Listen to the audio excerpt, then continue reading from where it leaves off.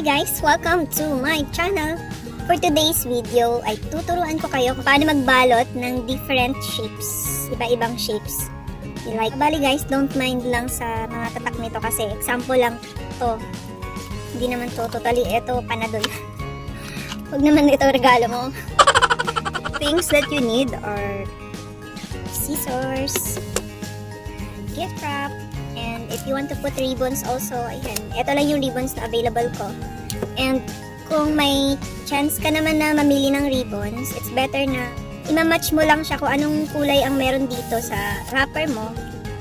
Ganun lang din yung pipiliin mong ribbon. Like, for example, this one, ito, meron naman siyang black. Medyo may black naman siya, so magma-match din siya.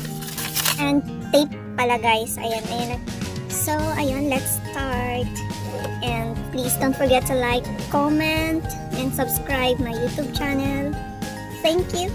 Please watch this para hindi ako mahirapan or matagalan sa pagbabalot. Since wala akong tape dispenser, bali kakat ko na siya. Lalagay ko dito. So, unahin ko muna itong square.